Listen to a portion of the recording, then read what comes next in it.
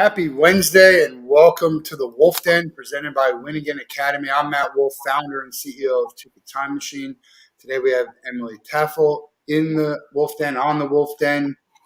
I still haven't figured out how to say it, but the Wolff Den, here we are. Here we are. For everyone in the audience who doesn't know, give a quick introduction of who you are, and then we'll get into it. Sure.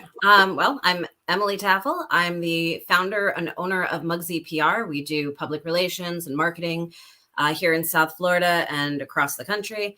I also wrote a children's book during the pandemic and just recently released that, and beginning a podcast about breakups. So I'm excited to talk about all of that today with you.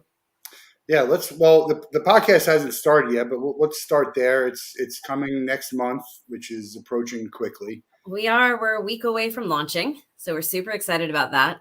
And the podcast is The Best Breakup Ever. And it is hosted by myself, my ex-boyfriend, who is now one of my best friends, and my current husband. And the three of us are just best friends, which sounds crazy to everybody, but we hang out all the time and people always think that's strange. So we thought, you know what, we're going to talk about our friendship and our breakup, and then let other people come on and talk about their breakups. We talk about friendship breakups, work breakups. So when you quit or you get fired, family breakups, and we invite everybody else to come on and talk about their relationships and their breakups. And we're not therapists, but we do like to talk about people's exes and their relationships and their situations. So that's, yeah. I like to do that also. I have some great breakup stories, relationships, business, my business breakups, my work breakups might even be the funniest ones that I've had. So I look forward to joining and sharing those stories. It's fun. And you know what? Nothing surprises me anymore. It doesn't even matter. Like, you'll say this thing, like, I was on a cruise, and I want to hear, I was on a cruise this weekend, and my wife texted me that Will Smith got on stage and slapped Chris Rock. Yep. And I get this in a text. I'm on a cruise. I have no idea. I'm like, nah, come on. That's it now. But like, yeah, that happened. That happened. And so the breakup stories, now these days, you're going to have ridiculous stories with social media and texting and dating apps. It's a lot different than back in the day when someone just didn't return your phone call. Like, a ghosting wasn't right.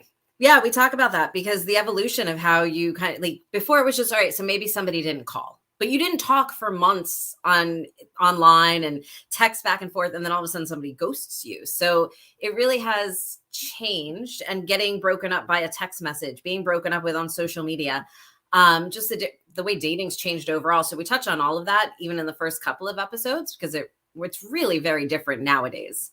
And while my husband and I are married, our best friend is now dating. So he's out in the world. And so you kind of get things from two different perspectives. And it's interesting. It's been a lot of fun. And we're loving recording it. So we're excited to launch it to the world.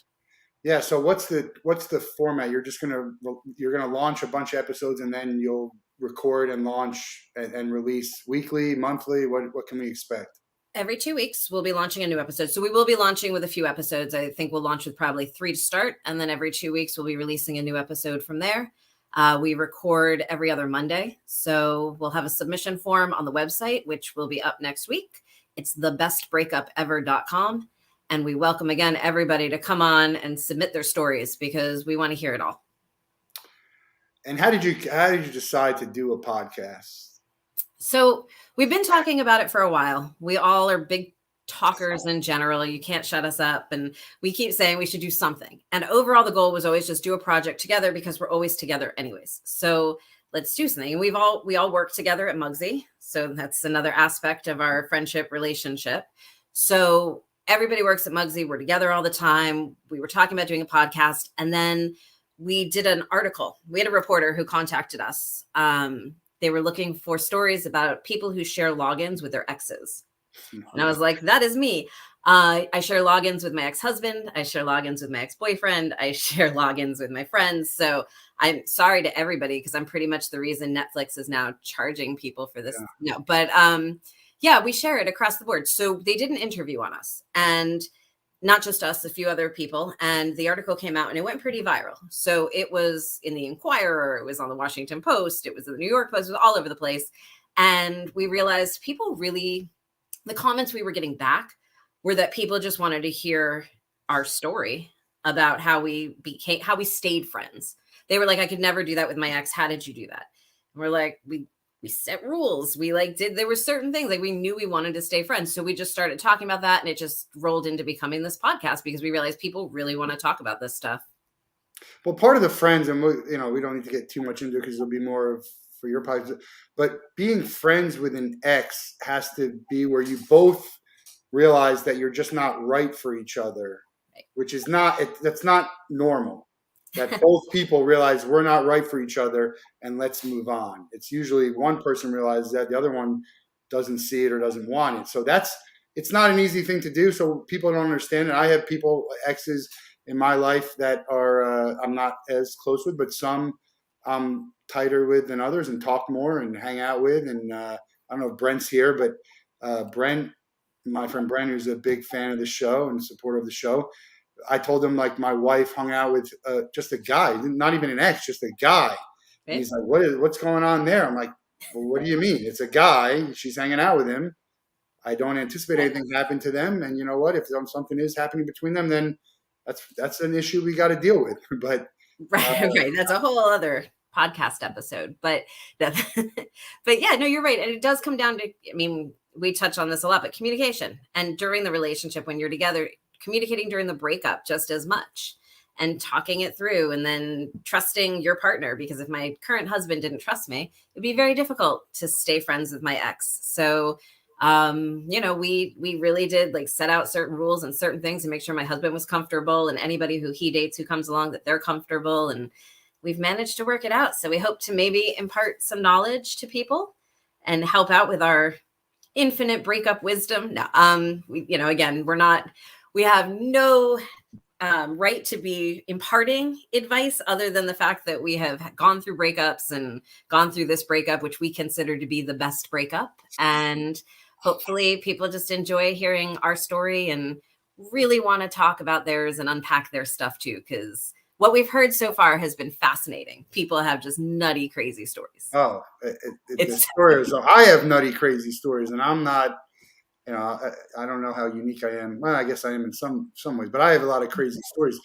But it's not unbelievable. Think about divorce, and you get divorced, you have kids, and some of it is like World War II, right? Some of it is two adults can hang out and be amicable. They don't have to be friends, but they can be amicable. So it's not really that out of the realm of reality for thinking that people who are exes can coincide, even work together, right? I mean, because I think it's harder for you to work with your husband than it is for you to work with your ex-husband. 100%. Yeah. Absolutely. At the end of the day, I'm not still looking at my ex's face. He goes home. My husband's still here, and anything that's occurred during the day at work, we like sit at the dinner table, and there are nights where we're just like, he'll turn to me, he'll be like, can I just complain about my boss for a second? I'm like, yeah, bring it on. Yeah. I complain about my boss all the time, but he doesn't care. Yep. And I'm just like, yeah, no, I know it's hard. It really is. But we have done it now for 5 years. We've worked together. That's how we met. So he came in for a job interview and I was like, oh no, I'm going to date the new graphic designer. That's going to happen. And we've worked together ever since. So that's just kind of been the foundation of our relationship, which made it, I guess, a little easier to work together. But Mugsy was created by you and only you. Yes. So I started Mugsy, and that was back in, I started Mugsy in 2013. And so I founded it by myself and started the company. I was doing, just like you, like doing everything by myself at that time. And then I brought on a business partner, and she was with me for a few years. And then she left maybe about 3 years ago to go pursue some other opportunities. But my husband came on while she was still here, and he's been here for 5 years, and now we co-run the company together. And he does all the technology, website development, graphic design, creative direction, all of that. I handle the public relations, marketing, management side of everything. And then we have an awesome team of writers and designers and just amazing people who run our social media channels. And yeah, So it's grown quite a bit, which is amazing. Why did you start Mugsy PR, and what was your background to make you someone who's doing PR and marketing for your customers? So I joke that I really did start Mugsy PR because I watched We Bought a Zoo with Matt Damon one night, and he was like, you just need 20 seconds of courage. And I was like, I've got that. Let's just start a PR company, right? So I was working for, my background actually was in theater. I went to college for theater. I was at University of Miami as I wanted to do stage management and set design and Broadway and just theater in general. And we were doing a show and they needed somebody to promote it. And they put me on the phones and I started calling local newspapers and this was back in the late 90s. Yeah. So I started making all these phone calls and it turned out I was really good at it.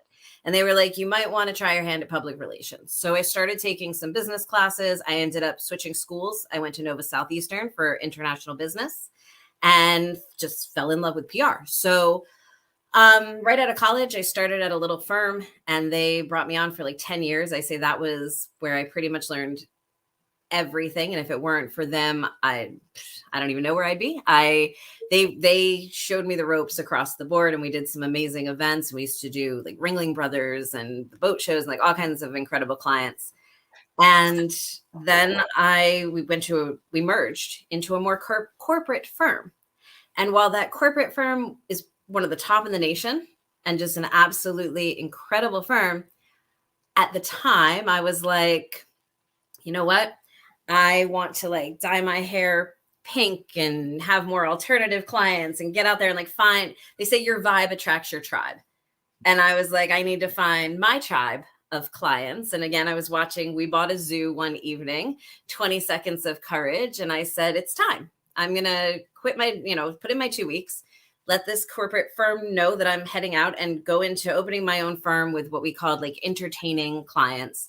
And it was all lifestyle and entertainment based. And we launched 3 weeks later with our two first clients, which I will always give a big shout out to Gigi's Music Cafe, who put us on our path. They were like our very first Sunrise. Oh, Gigi's. Okay. Yep. And Gigi's Music Cafe, they took a leap of faith with us as a brand new firm and brought us on, and we worked with them for many years. And now they're booming and they've got a marketplace and a wine brand, and they have internal PR now and such, but we still love them. They've been an amazing partner for Mugsy for a long time. And then Remy Connor, who's a magician, who again is on my podcast. He's my ex-boyfriend. He works for Mugsy, but he was also one of our first clients as a magician. And Remy will be on the Wolff Den, I think, next week. Yes. On my schedule. Absolutely. Brent joined the show. Brent, if you missed it earlier, Emily works with her husband and her ex-husband. Nope, ex-boyfriend. Husband and ex-boyfriend. And we were talking about being able to coexist with your exes and having your current spend time with other people. So anyway, I thought you would get a kick out of that.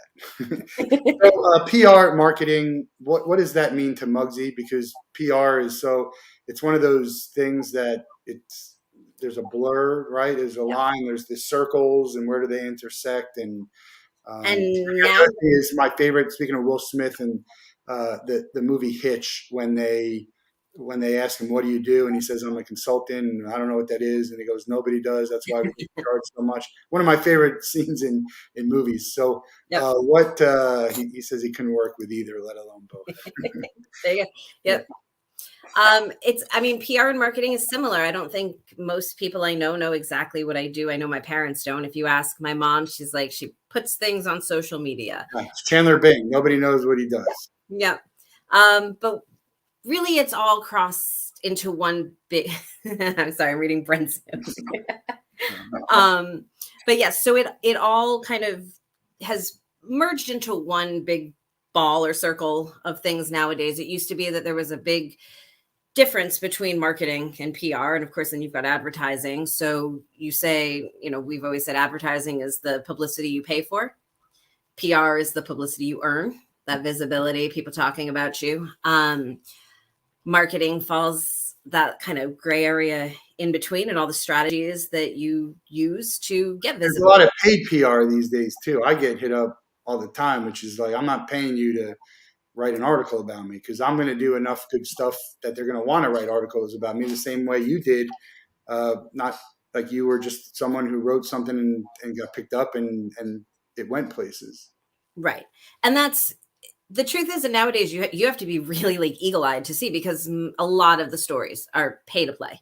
Yeah. And there's a lot of paid PR. There's a lot of advertorials, which is just paid page-long stories. And if you don't really read carefully and read that small print at the very end, you don't realize that, They might not even put that.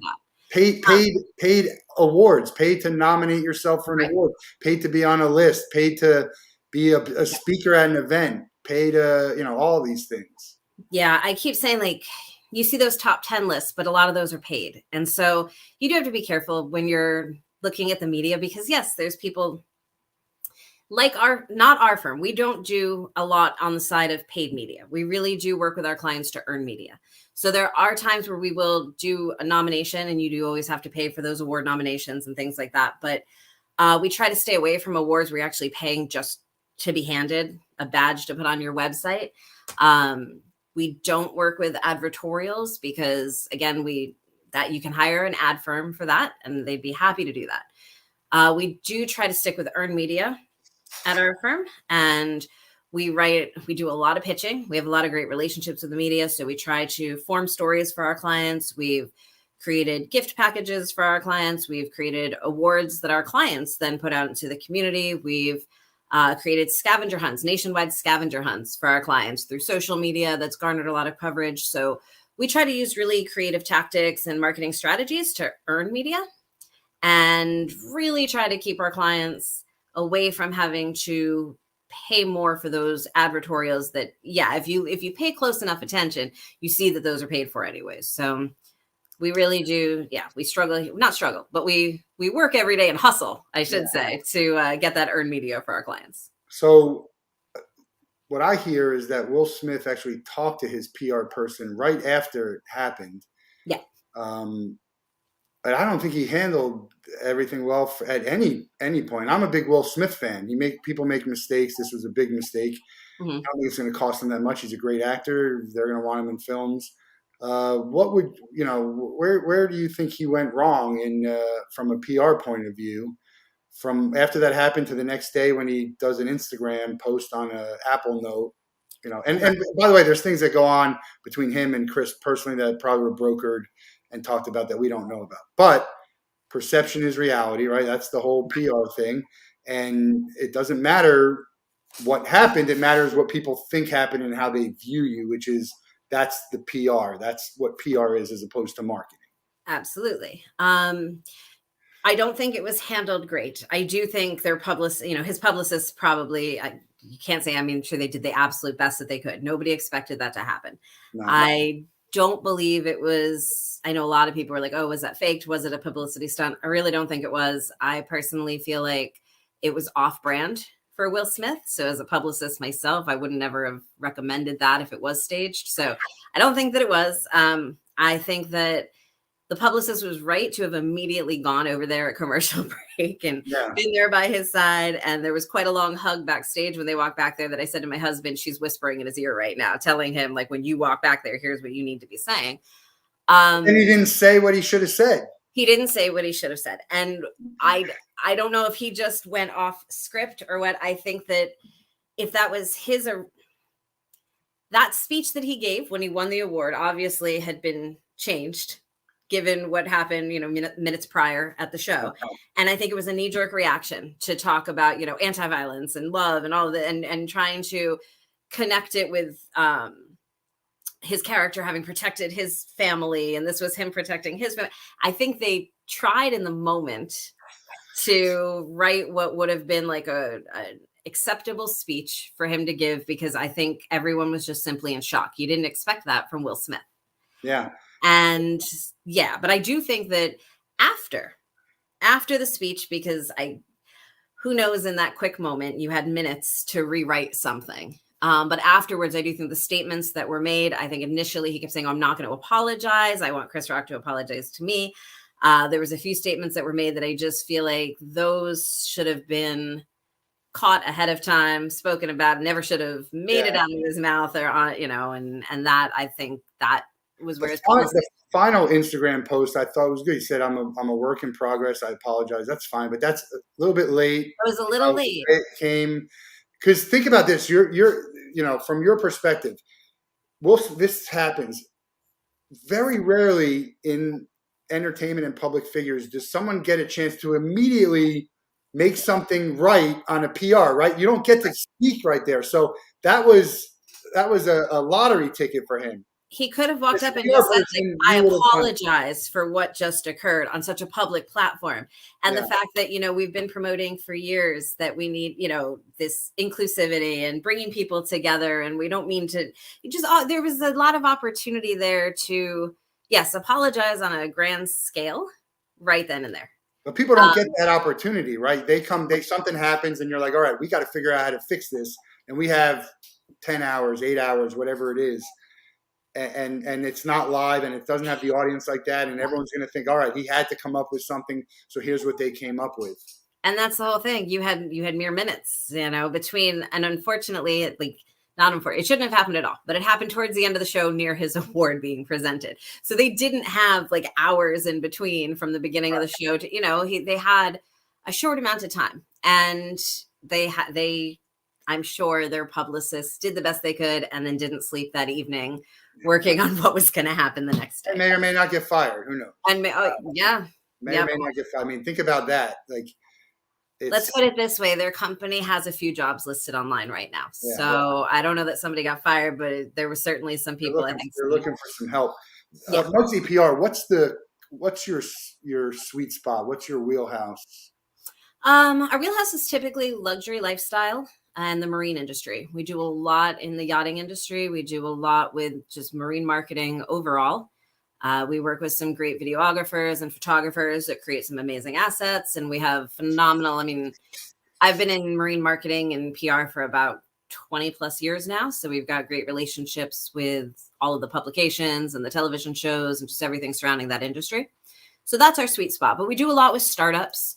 We're great with, we have some great packages for like mom and pop shops and people who want to even start like a foundation for their own PR, where we can lay it out for them, get them started, and then they roll with it. So we do help a lot of like smaller companies as well. And then we do a lot again on the entertainment side. We do some stuff with film. So we span across the board, but I'd say our sweet spot is entertainment, luxury, marine. Brent says, Eric Igualada? I have not had the chance to work with him, but I will certainly look him up. This is incredible. So you are more of the front end PR and not crisis PR. That is correct. We try to stay away from crisis PR. We don't touch political PR. We're very much more consumer driven. We try to, we do work occasionally with entertainment clients. We've worked with producers, actors, directors, and it becomes crisis management PR, but we attempt to the best of our ability to stay away from that. That's not our favorite side of the industry. So I'm a singer. I'm going to be doing a festival, right? A big festival. And you're going to share how, you're going to book for podcasts and get people excited about the fact that we're going to be doing that. That is correct. And most likely, we're going to work with you months ahead of time so that your story is being told, because here's the other thing too. And I think this is something people don't think about. They do come to us like that. And they say, we're doing a festival and we have this singer in it and we want to get coverage for the festival itself. But they come to us like the month before the festival. And we always like to let everyone know, and I say this in every interview, most media is running at least 3 months ahead of time with their storylines. So unless you have major breaking news or a major celebrity that's coming with your festival, a big singer, things like that, you want to be ahead of these magazine and blogs and podcasts and all of these schedules and timelines. And so the earlier you can start thinking about your PR, the earlier you can start formatting your stories or creating stories. If you don't have a phenomenal story to tell behind the brand, we can help you craft that, but you want to start that ahead of time so that when your product launches or your festival comes or you debut your movie or an album, that people are already talking about it and you're not trying to catch up at that point. Yeah, absolutely. And you mentioned something about off-brand. PR is, you have to be, there isn't a playbook for PR, right? Because if I'm acting a certain way, people are going to know, well, that's not him saying this. Right. But, and this is the thing though, is in the case of like with Will Smith, I think whether it's his actual personality or just simply the public persona that we all see, he has always been the actor, the rapper, the celebrity who you don't assume would be the aggressive, more like, the aggressor, I should say.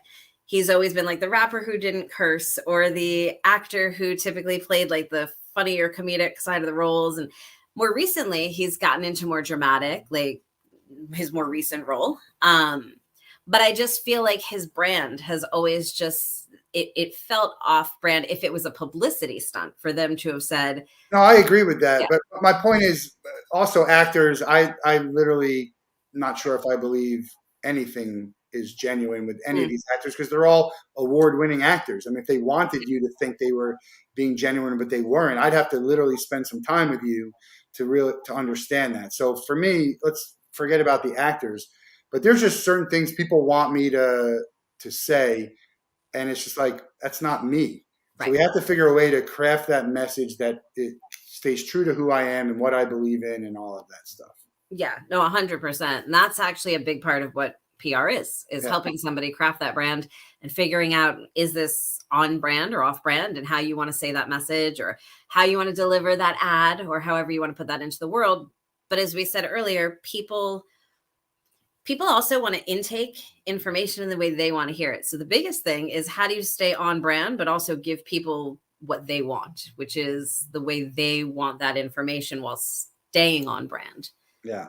Well, that's why most people, I think, they're not on brand. They're just catering to the audience. You see too much of that. But the problem is that they're rewarded for it by success when they shouldn't be. And so, that's the other thing. And then you got to pay, everything to pay for right. appearances and to get popularity, right? Social media influencers who, look, I could pay good enough money and become a social media influencer. I'll have 1 million Instagram followers, and someone will pay me to wear their shirt. Yeah. It's I mean, that's crazy world we live in. Yes, it is. And then unfortunately you have these corporations who want that same level of engagement on social media, but they're also they're not, I say this, the influencers, while they're paying, yes, you can pay for the followers and all of that, but they're putting out exactly what their audience wants to see. Mm-hmm. And you have a lot of corporations who come onto social media and they want to put out their brand messaging only in the way that they feel they should put it out in such a corporate standpoint. And one of the things we work so hard with our clients to do is find that balance in between, and to say, look, take a lesson from these influencers. Like, yeah, they may be paying for numbers and they may be paying for a lot of the stuff, but take a lesson in how you need to put your information out into the world. Because a lot of corporations and a lot of big companies and a lot of startups are putting it out in like robot speak and really like formal not in a conversational sense, but just super formal, almost like a press release into social media. And so we really do say you can take a lot of lessons from those influencers, even though, yes, I agree. It's crazy what you can pay for nowadays and how famous you can become with some money put behind it. With money, you can get almost anything, but I'm very organic about the things I do, the same way your article was written. I believe if I do the right thing and I put out good stuff, that it's going to come. And it'd be great to have it sooner than later, but I'd rather have it go that way instead of, I had someone with PR like, well, we'll get you in Fortune magazine. I'm like, well, I don't want to be in Fortune magazine if they don't want me in there just because I paid to be in there. Right. And you have a lot of publicists who will say, like, you see ads all over social and they're like, we'll get you in Time and Fortune and Forbes and this and that. And you're paying them for, again, advertorials. It's pay to play, and you're not earning that. So it doesn't have that same, it's the same article that you'll see written the next month about somebody else and somebody else. It's a template, it's a format, it's all paid. So Yeah, definitely. You put good into the world, it comes back. We've been able to pride ourselves here. We don't put ads out for Mugsy. We never have. We haven't spent in marketing or anything like that. It's all been word of mouth and just putting good stuff into the world and getting some earned media and visibility, and people hear about us and keep coming back. So knock on wood, we've been very lucky with that. But I agree with your philosophy. Put good out and people will find it. Yeah. Tell me about the children's book you wrote. It was during the pandemic. Yes. So I've always wanted to write a children's book. I've written You since have kids, by the way. We didn't say you have children, and we're I going to do. talk about. I have. We're Yeah, gonna I talk have about four. one of them in a little bit, but you have I do. Four. I have four stepchildren. And yes, we can talk about one of them in a moment. We talk about all of them. They're all amazing children. But yes, so during the pandemic, I started writing, and one of the things that I think is crazy is, and maybe it's with your friend group too, a lot of my friends are unhappy with what they do for a living. And it was really obvious during the pandemic that there needed to be a change, that there was a different way to live life, and people were switching careers left and right. And I started thinking about the fact when you're a kid, you're not given that many selections as to what it is that you can do for a living. As a child, you hear you're like, oh, a teacher, a doctor, a fireman, but you're maybe not hearing about careers like I always say, like a sloth caretaker. That's a real job. I love sloths. Nobody told me when I was a child that you could take care of sloths if you just learn more science. So I think that there's just certain careers that aren't thought of till you hit like college. And by then you're not on that path to even be thinking about them. So the book that I wrote is called Don't Limit Me on What I Can Be. And I say it's a mind expanding book of career ABCs. It's a rhyming ABC book for children, but it talks about all sorts of alternative careers. So everything from like an art curator and an archaeologist to a Zamboni driver or a zookeeper. There's luxury bed testers. There are sloth caretakers. There's stylists. There's food critics. There's all sorts of jobs. So it's illustrated. It's like a diverse, inclusive cast of characters. It's all kids doing different jobs. It was illustrated by Arlene Soto. She's amazing. And yeah, we published it right after the pandemic. Well, right in 2021. We published it, and it's available on Amazon and Target.com, Walmart.com, BarnesandNoble.com, and on our website, don'tlimitmebook.com. I think a lot of, they don't talk about that a lot because it's almost like professional athletes or singers. There's not as many of those jobs available, right? There's not that many sloth. So it's tough. You get a kid who's like, I want to be this. And then they realize as they get older, well, there's not that many of them. It doesn't pay a whole lot. So I think I like the idea of don't limit me, but I'm just saying that I think that might be why it's not as widespread, everyone talking about. Which I would agree, except sloth caretakers make quite a bit of money. Yeah, like they make a darn good salary. And as far as how many of them, I don't know, but it's in the six figures for them to play with sloths all day. I would have taken that job. Like that. Also 6 figures to clean the gutters and the side streets of the cities. It is. And actually one of the things that we mentioned in the book, though, is regardless of somebody's title or what job that they do, that you should have the same respect and treat them the same way as anybody else, because it's not about somebody's title. No. Because that's a big lesson I think kids need to learn also. Did you always write? I mean, have you written before and then this is like, let's do this? Or yeah, so when I was younger, I used to just write for fun. And I used to write a lot of poetry, and like I was in the poetry club at school and the literary journal club at school and things like that. Cool kids. Yeah, no, right. I was definitely one of the cool. I was in yearbook committee, and so I was one of the cool kids. Those are the cool kids. At least in the movies these days, they are. That was, so I always wrote, but I never published anything. My dad was a published author. He wrote a few books. He had 3 books, and he did a lot of writing. He was a writer and a producer on TV as well. So that was kind of the inspiration. He passed away in 2018, and I was like, you know what? I have to do this. Like, I don't want to be at the end of my life one day and never having like at least put out a book that it would be really cool. Like, obviously, like my nephew has it. I love the fact that like my nephew has my book. He reads it. He's 4 years old. He 3, he'll be 4, but he's 3. And he points at the pictures like, that's me. And that, and he finds himself in these characters in the book. Thank you. Sorry, I just saw Leah say my dad was amazing. My dad was amazing. He was an amazing writer and he was awesome. And by the way, give props to Leah. She's the one I met you through Leah. So Yeah, we Leah's wouldn't know each other if it were. great, I give great props to Leah mentor. all the time for everything. She's Leah, amazing. Leah's great. Yes. But yeah, I thought it would be cool to have a book that went into the world that some child somewhere that I don't know picked that book up and read it or had it on their bookshelf and maybe some way, shape, or form changed their life. And then I did get an email maybe about 3 months after the book went public. And this woman said her little one read it. She's 6 years old and she decided she wants to be a tattoo artist because of the book, because we mentioned that as a job. And she had to go out and get her all these temporary tattoos.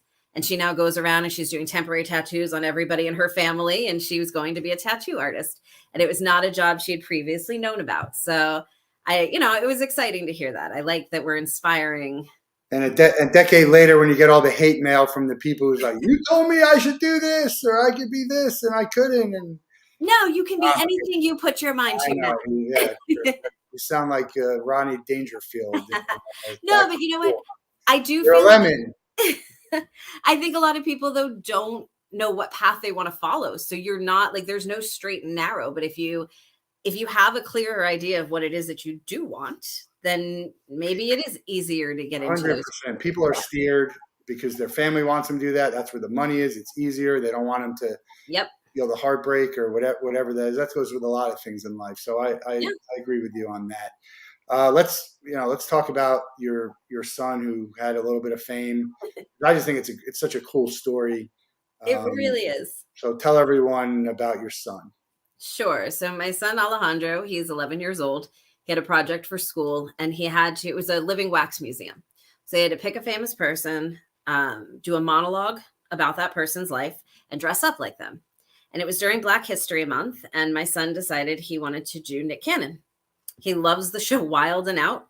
I'm not a horrible parent. Like he found it on YouTube before we ever knew about it. But no, he loves Wild and Out. And then we showed him The Masked Singer and America's Got Talent and a few other more 11-year-old appropriate Nick Cannon shows. And he's just a big fan. So he decided to do his project on Nick Cannon. His teacher was everybody. His teacher, us, his friends. We were like, I don't know if you can pull off Nick Cannon as a character. He was like, I got this. I'm going to wear a suit and a turban and people will know who I am. And he was adorable and he did an amazing job on his project. So I took a picture and we put it on Twitter and we tagged Nick Cannon and just said, look at your mini me. Well, Nick Cannon retweeted it and his show retweeted it. And then all of a sudden our phone was ringing from New York and we picked it up and it was the producers. And they were like, Nick wants your son to come on air and be on our show. And they flew him out to New York. They put him on the show live. They dressed him. They had us get a suit for him so that he would match Nick Cannon's suit exactly. Nick Cannon got a turban to match our son's turban exactly. And he was his mini me for the day. He got to sit behind Nick Cannon's desk and interview him. And it was adorable. It was a lot of fun. And it was like his 30 minutes of fame, basically. He was on 30 minutes of the show and the time of his life. It was awesome. It's the power of social media, which is, again, it's as powerful as anything. And there's a lot of downfalls about it, but that's such an unbelievable story. Just clicking a button and that's it. You click a button, you added them. I add everybody. I always add. I don't pretend that they're even going to see it. And even if they retweet it, it's actually them. But maybe it is, or if they catch wind of it, that's an incredible story. And so, from a PR point of view, how do you leverage that? I mean, he's got some fame. Is there a way to leverage that for what, is there, what does he want to do? He picked that. It's great. What does he want to do?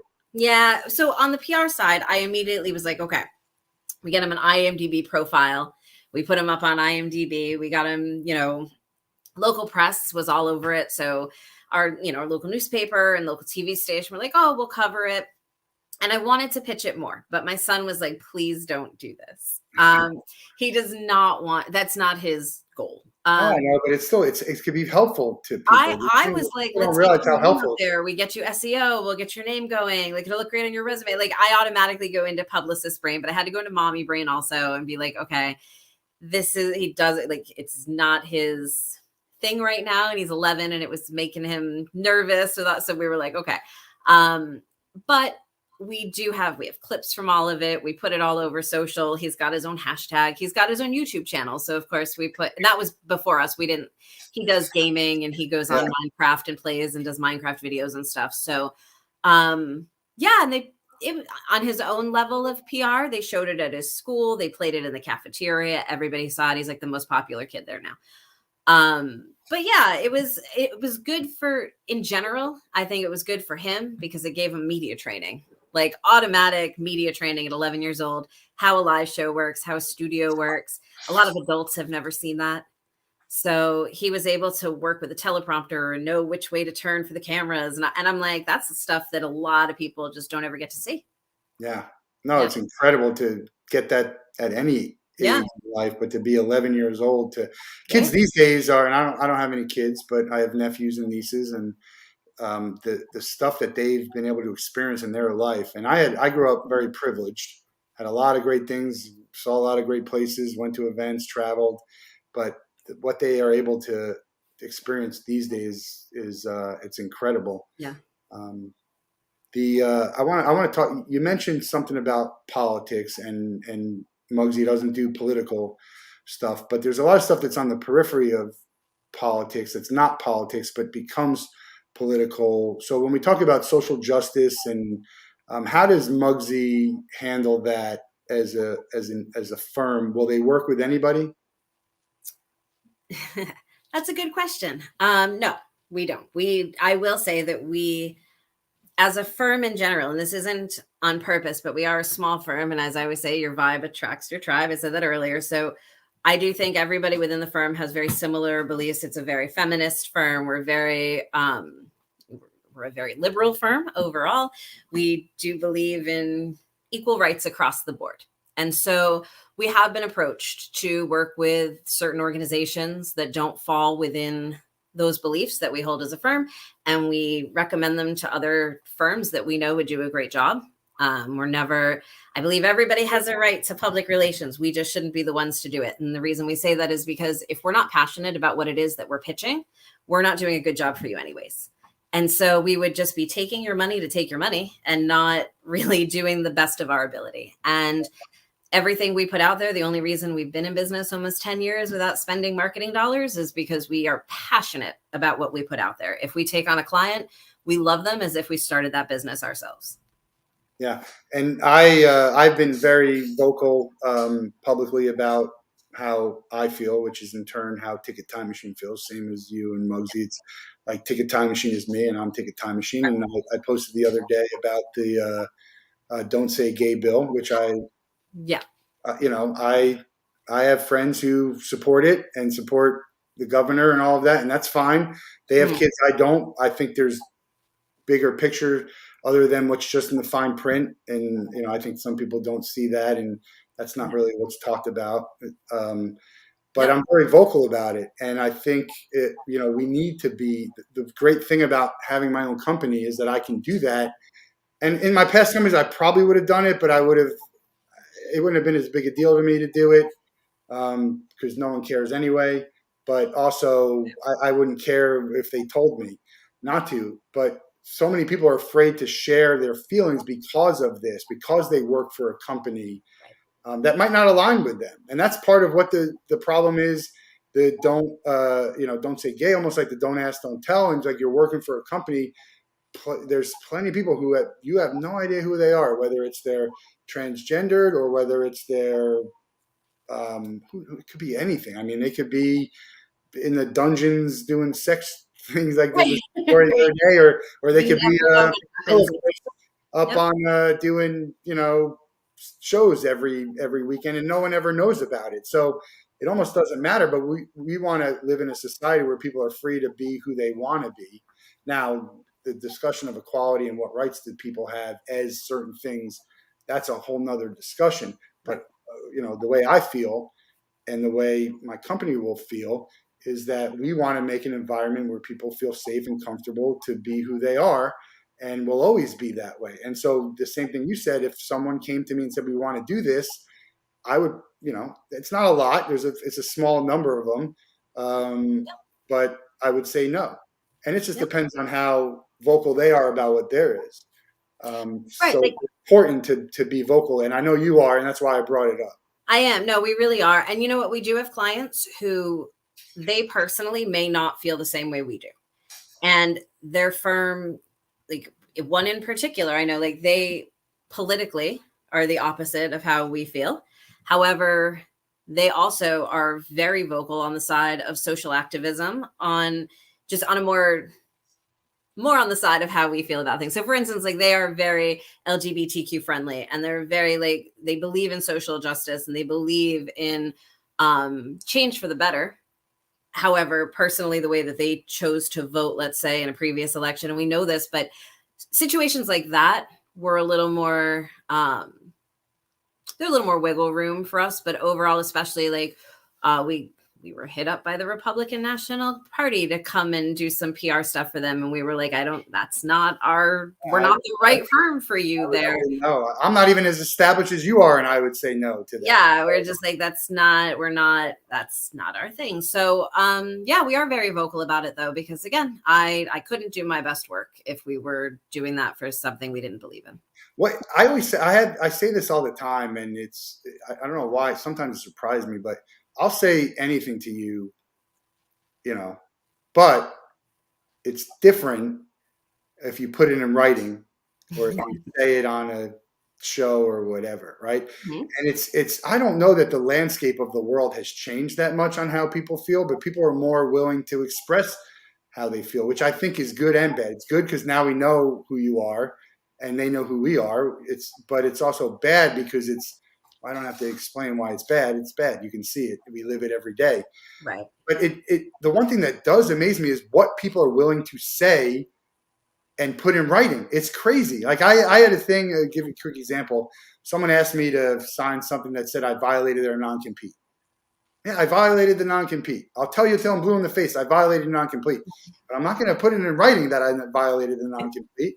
And that's a whole PR thing. The difference between what you put out there, it doesn't always have to be, like there's some things that don't need to be put out there.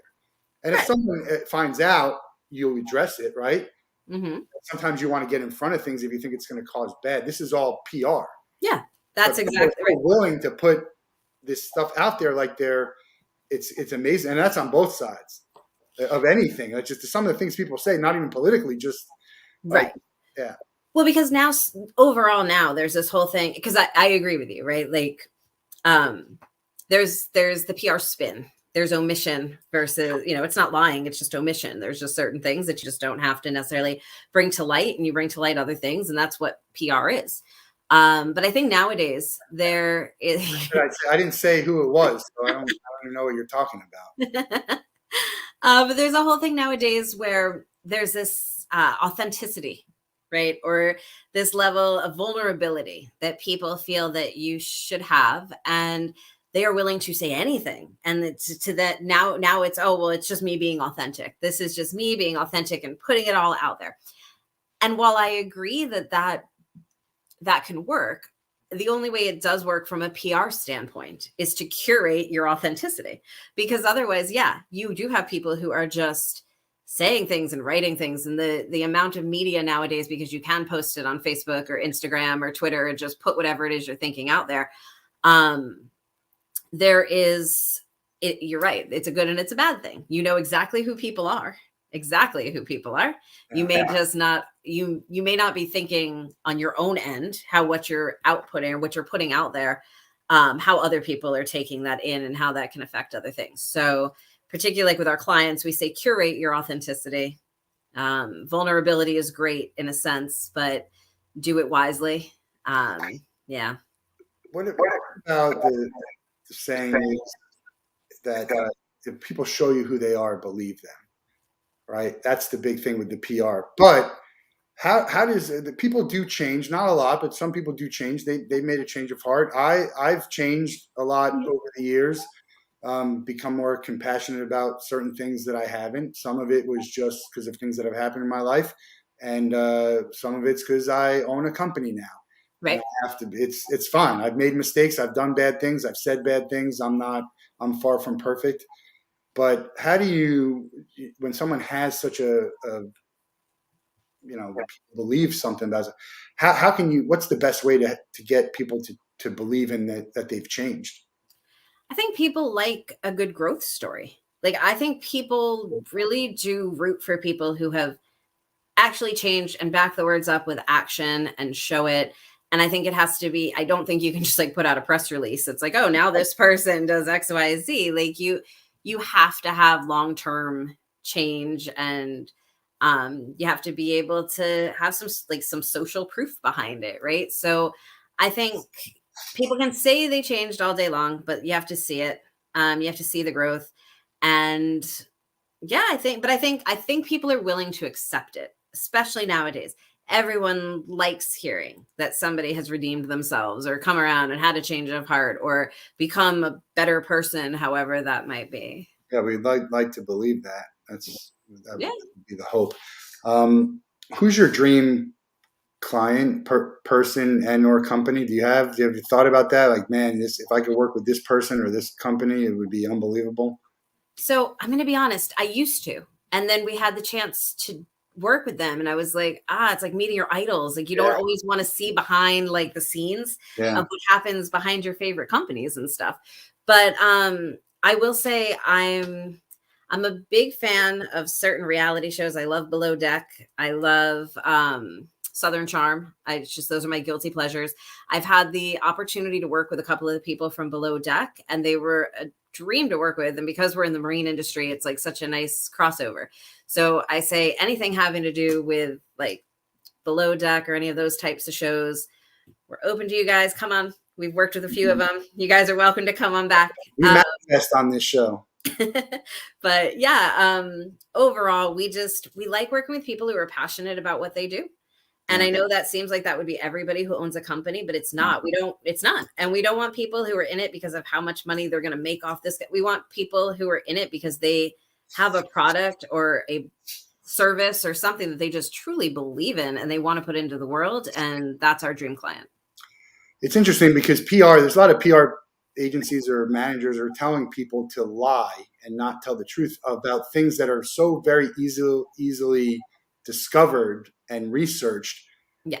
The issue with that is that in these days, fake news or whatever, like people get away with lying, even though it's clear that they're lying, and they get away with it. So again, that's more being rewarded for bad behavior. So other people are saying, well, let's give it a shot because we can always apologize. And depending on where you are, that's a PR strategy that's out there for a lot of your colleagues, right?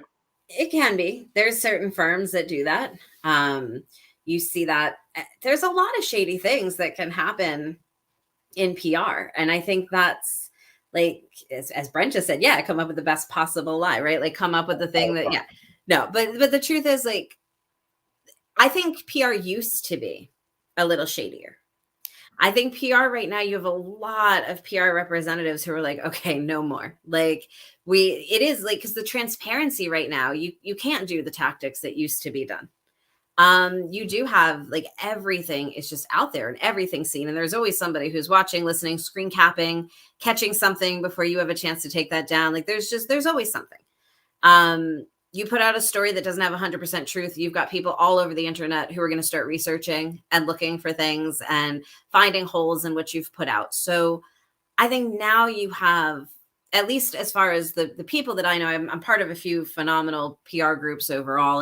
And the people that I know that are working in the industry are working hard to change what PR is and to make it a little less on that kind of shady, sleazy side of things and really bring things to light and be truthful and honest and take on clients that, or at least help their clients to craft pieces that are honest and, as I said, authentic in a curated way that puts it out there in the best light for them.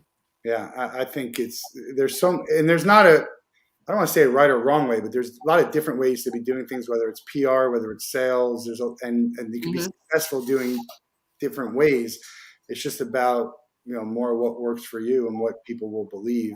I think that makes it helpful. I didn't get to ask you what Mugsy is. That a pet? No, although I get asked that a lot. A lot of people have dogs named Mugsy, I guess, but no. My dad was into like gangster movies when I was younger and like old school gangster stuff. And he, I used to mug for the camera when I was a baby. So it just became Mugsy was my nickname. I lost my dad in '05, and he wanted me to go into sales, and I really didn't get a lot of success until after he passed. And so, starting my company and being accomplishing what I have in a short time with the company, and believe me, we're way far away from where we need to be, is something that I really, one of the things that hurts me most about not having him around. With your dad being so soon, is it the book because he was a publisher? Is that what that is for you? Yeah, the book was a tough one. Like it was a happy moment for me, but it was like I wish my dad had been here to see it like come to fruition like that. Um, the weirder one also was one of my kids becoming a teenager. Like it was just like that weird, like he's not here to see like that next side of everything with the kids and he only saw them little. But yeah, I think big milestones with work always, because my dad also, he was a freelancer. He worked in media, he worked in PR for a bit. He actually understood what I do on a day to day. And so there's just days where I want to call him and be like, this happened in this news state. He knew all the news people and stuff. So you can call and like complain about producers and stuff. And I miss that. That's been like the tough part. Yeah, but Yeah. the good thing is he inspired you to do it, Yeah. which it's good. Maybe if he was alive, he wouldn't have inspired you. Who know? You never know You about. never know. Yeah. Yeah, it's definitely tough. I feel where you're at every time. They're happy memories though. Yes. It's good Happy, to think happy. about. Even when it's a sad thing, it's good to anytime you can think of someone in your past who's not around anymore is always gives me happy. Are you going to write another book? I hope so. I mean, I've started a few drafts of different things. I also started writing a book, like a PR marketing book as well. But all of those are kind of sitting on my desk over here because we have so many projects in the fire all the time. You probably know though, as an entrepreneur too, it's like you've got 50 things at once that you want to be doing and all these other ideas for new businesses. And then of course our Mugsy clients start booming with their ideas. And so, yeah, but eventually these books will get finalized and something will come out of it. I asked this question yesterday. How 5 years ago, or no, it's 10 years ago. When did you start Mugsy? Almost 10. I'm at 9.5 years. A Yeah. decade ago, you were sitting there. You have a vision for Mugsy. How close are you to that vision? Have you surpassed it? What? That's an interesting question. So when I started Mugsy, I had this vision of like this office in my head that I had to have, and like just a certain like vision of what a PR firm had to be, right? Mhm. And then the closer that we got to having that, and I'm down to like having keys to the office and starting to move stuff in, was when I started realizing like that's not my dream. That's the dream like of what I wanted Mugsy to be that I saw on like TV when you see like these high powered PR firms and all of this. And like, but I was like, no, like I'm a wanderer in general. I was like the distractor in school. You sit me at a desk and I need to get up and go talk to everybody. And I was like, I'm not meant to sit in an office every day, and neither is anybody who works for me. Yeah. And so then the dream for Mugsy kind of changed, and it became like really right as the pandemic was hitting too. So I mean, it wasn't a great thing to happen, but it worked out nicely for us. We were like, we need a total switch in things. We need to be virtual. We need everybody to be able to come and go as they please, wherever they want to be. And we need to make this work. And then the pandemic hit and everything went virtual. And we were like, okay, cool. Like now, so now I would say Mugsy is exactly where we want it to be, because we are fully virtual. We are, everybody who works for me is like, they're always traveling and they're doing different things. And the only thing it's done is kind of enhance the firm. So it's made everybody more creative. Our content's gotten better. Our writing's gotten better. Everybody's happier. So yeah, now I'd say we're exactly where we wanted to be, but it wasn't the original Yeah, vision. and that changed. Adaptability and flexibility is, and a little push from Mother Nature or whatever you want to call it. Yeah. However Yeah. however you want to describe it. Yep. And it led to the podcast and all these other fun projects we're doing. My husband and I are doing a photography project. Like there's just all kinds of fun stuff. So Yeah, a lot of good. Like for me, a lot of good came with the pandemic, even though there was such ravage and bad around for plenty of people. I don't want to dismiss that, but for me personally, and there were ups and downs. It wasn't all positive, but there was a lot of good that came from it. I think we need to. You always got to be grateful for the good and try and find the bad. The good and the bad. I don't do a great job of that all the time, but I'm trying to get better about it. And same. I think a lot of people, just like anyone else, it's like a lot of other people. We're going to get you out of the wolf den with the same question we get everybody out of the wolf den with. You can spend a day with anybody in the world. They have to be alive, and you can't be related to them. Who's it going to be? And what would you guys do? How would you That's spend your day? a question. All right. A day with somebody. Ben wants to do fishing with George W., but he doesn't realize for the 50th time that if you don't become a guest on the show, we don't try and make it happen for you. Come on the show anytime, Brent. We'd love to have you. No, I would say probably a day with Richard Branson. He is still one of like my top tier entrepreneurs that I look at as like, all right, that guy knows what he's doing because he seems to be having fun with it as well. What we would do, I mean, I'm with Richard Branson, so I guess go on a spaceship or a nice cruise ship or something. but I would settle for like a cup of coffee with him just to like kind of pick his brain a little bit and just chit chat because I think he's a fascinating person. Yeah. And and he seems to be one of like my biggest thing is have fear, but do it anyway. Right. Like that's always my motto. I'm never have a clue what I'm doing. Fake it till you make it, or face it till you make it really is the thing. And I feel like he has that same kind of mentality. Just it's a great pick. I think others have picked it before. It's always good to get Elon Musk and, Bill Gates and those type of people that you want to sit down with. Interesting what people pick. The last question, I do want to ask you one thing. Who in the world do you think is the closest to who they appear to be? You ever think about that, like from a PR point of view, like again, phony? Yeah, like celebrity-wise, who really seems someone like who's a public figure. It doesn't have to be celebrity. It could be a public figure. So I can say this like 100% though that I know this as well. John Krasinski, because one of my friends is his personal assistant, and I can honestly say like exactly what you see out there in the world. And during the pandemic, he did like that good news show and everything. Yeah. And he seems like a good guy. And like in reality, he's actually like a super nice, good guy. Like everything that you see put out there. But I like to also like, I don't know this, but I like to believe Tom Hanks is exactly who he appears to be. I'd be heartbroken if he's like a real jerk. I think so too. And one of the Mr. Rogers, like he played Mr. Rogers. Mm-hmm. To me, if you watch the documentaries, Mr. Rogers is like a saint. You can't even believe that there's people like him in this world. So I don't know that Tom Hanks is to that level, but I would assume that Tom is pretty close. I feel like he's like right up there. That's pretty good. Yeah. All right. Don'tLimitMeBook.com for the children's book. Mugsy PR if you're looking for some PR. And then coming soon, the Best Breakup Ever podcast. Yeah. Check it out at thebestbreakupever.com. Really great to chat with you. I don't have a PR team, but I'm going to need it eventually. And have one. Give us a call. We're going to come to you once we have it. We need to get a budget for PR first too. There is that. I'd hire a lot of people today if I could. I say that all the time. There's a lot of great people out there, but we got Remy coming on the show next week. I think it's next week. We'll look at the calendar. Yeah, I think it is next week. So you're gonna love that one. That'll be a lot of fun. This side of the story and see some magic too. Totally. Everyone have a great night, and we got another episode tomorrow. We'll see you then. Thank you. Bye.